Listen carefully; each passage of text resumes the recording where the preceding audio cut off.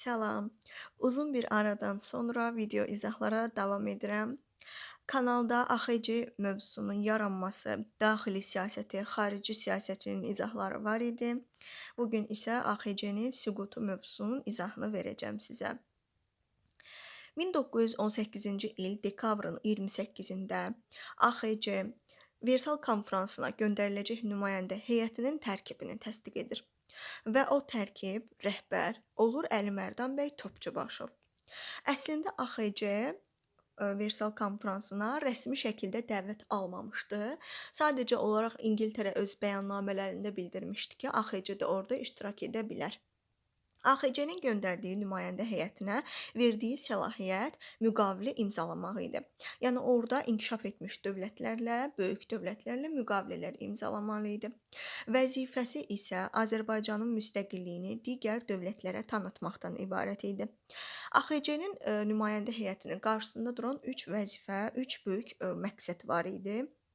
Birinci növbədə AXC-ni beynəlxalq birliyin bərabər hüquqlu üzvü kimi tanıtmaq, Millətlər Cəmiyyətinə üzv olmaq və müstəqilliyini digər dövlətlərə tanıtmaqdan ibarət idi.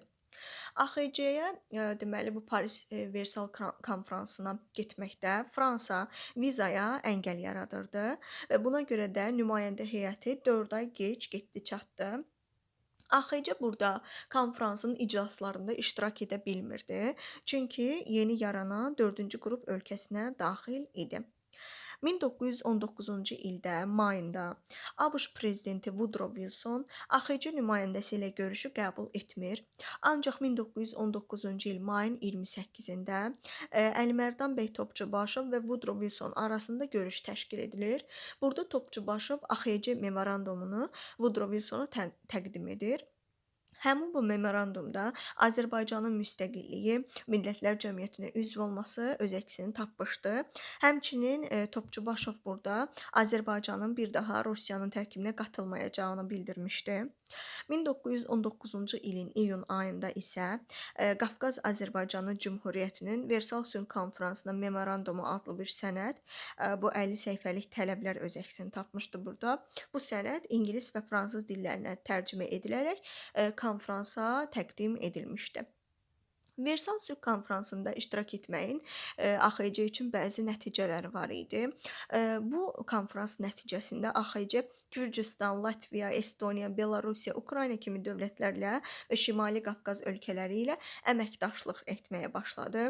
Ancaq burada Fransa ermənipərəst siyasət yeridirdi və AXC-ni tanımırdı müstəqilliyini. 1920-ci ildə yanvarın 11-də AXC-nin müstəqilliyi Paris Versal konfransında de facto olaraq, yəni faktiki olaraq tanındı. Yalnızca ABŞ rəsmi şəkildə AXC-ni tanımaqdan imtina etmişdi. Burada konfransda AXC və Gürcüstan konfransdan onlara canlı yardım edilməsini tələb etmişdilər. Ancaq konfrans onlara canlı yardım deyil, yalnızca silah-sursat yardımı etmişdi. Və bu silah-sursat yardımını da təbii ki, sonradan Rusiyanı narahat etmişdi. Konfransın bir sıra əhəmiyyətləri oldu. 1920-ci ildə ABŞ, İngiltərə, İtaliya ilə iqtisadi müqavilələr imzalandı. Digər ölkələrdə diplomatik nümayəndəliklərin yaradılması haqqında müqavilə imzalandı və bu müqaviləyə əsasən İtaliya, İsveçrə, Almaniya, ABŞ, Böyük Britaniya, Polşa və Fransada diplomatik nümayəndəliklər açıldı. Həmçinin AXC sülh nümayəndəliyi fəaliyyətini dayandırmışdı. Deməli Rusiya bu yardımdan narahat oldu və buna görə də diplomatik təzyiqə əl atdı. AXC 2 dəfə nota göndərdi. 1920-ci ilin yanvar-mart aylarında idi bu nota. Hər iki notada da Denikinə qarşı, yəni Ağ Qvardiyaçılara qarşı birgə mübarizə öz əksini tapmışdı. Ancaq AXC bunun Rusiyanın öz daxili işi olduğunu bildirmiş və bu tələbi rədd etmişdi. Buna görə də Rusiya artıq hərbi müdaxilə planı hazırlayır və buna elə bu plana əsasən də 1920-ci ilin fevral ayında Azərbaycan Kommunist Bolşevik Partiyasını yaradır. Burada rəhbərliyi isə Azərbaycanlılara tapşırır. Çünki o bu işğalı Azərbaycanın siyasi qüvvələrinin hakimiyyət uğrunda mübarizəsi kimi qələbə vermək istəyirdi. AXC-nin həmin dövrdə, ordusunun əsas hissəsi şimal hissədə yerləşmişdi, və bu da Rusiyanın bura, daxil olmasına əngəllər törədirdi.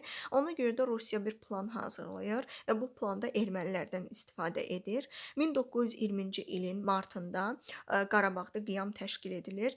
Bu qiyamda eyni zamanda Şuşaya, Xankəndiyə, Xocalıya, Tərtərə, Əsgərana, deməli hücumlar təşkil edilir və 1920-ci ildə elə bu qiyam nəticəsində Əsgəran qalası ələ keçirilir. AXC də məcbur olur, şimaldakı bütün o qoşunlarını yönləndirir Qarabağa və şimal artıq, nəzarətsiz qaldığı üçün Rusiya da rahat şəkildə oradan, keçə bilir. 1920-ci il, aprelin 2-də Əsgəran döyüşü baş verir və bu döyüş nəticəsində AXC Əsgəran və Xocalını azad edir. Aprelində isə Şuşa yaxınlığında döyüşlərdə Qarabağda ermənilərin ən güclü dayağı olan Keşiş kəndi azad edilir. Bundan sonra bu Rusiyanın artıq işğalı ilə bağlı AXC-də fikir ayrılıqları yaranır. Bu AXC-də olanların bir qismi Sovet Rusiyasına güzəştlər edilməsini təklif edir, digər bir qismi isə Sovet Rusiyasına sərt münasibətə başlamağı təklif edir. Bununla, bağlı olaraq 1920-ci ilin 30 martında 5-ci hökumət istefa verir və 6-cı hökumətin yaradılması Hacınskiyə tapşırılır. Yalnız nə sosialistlər, nə də kommunistlər bura daxil olmağı, yəni qəbul etmirlər. Daha sonra AXC Gürcüstandan yardım istəyir. Gürcüstan da deyir ki, sən, Batumla bağlı, fikirdə məni dəstəklə, mən də sənə yardım göndərim. AXC, dəstəkləsə də, Gürcüstan öz vədinin üzərində durmur və yardım göstərmir. Türkiyə isə həmin zaman Rusiya ilə iqtisadi əlaqələrə malik olduğu üçün o da yardım etmir və beləliklə 1920-ci il aprel ayının 26-sından 27-sinə keçən gün, artıq hücuma keçirlər rus qoşunları, 11-ci ordu. İlk olaraq həmin gündə Yalama Xudat stansiyaları ələ keçirilir və Səməd bəy Mehmandarov da, Qazaxda və Gəncədə olan hərbi qüvvələri Bakıya yönəltmək istəsə də, şəhərin girişi bağlı olduğu üçün onlar yardıma gələ bilmirlər.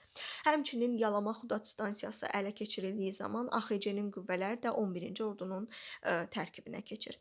Və 1920-ci il aprelin 27-sində Biləcəri stansiyası da Rusiya tərəfindən işğal edilir. Bundan sonra artıq Azərbaycan Kommunist Partiyası AXC-yə ultimatum göndərir tabe olmaqla bağlı.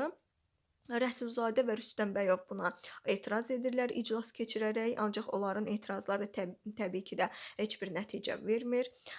Parlament isə bunu qəbul edir və aprelin 27-si günü AXC süqut edir. Aprelin 28-də isə artıq Azərbaycanda Sovet hakimiyyəti qurulur və Azərbaycan SSR dövrü başlayır.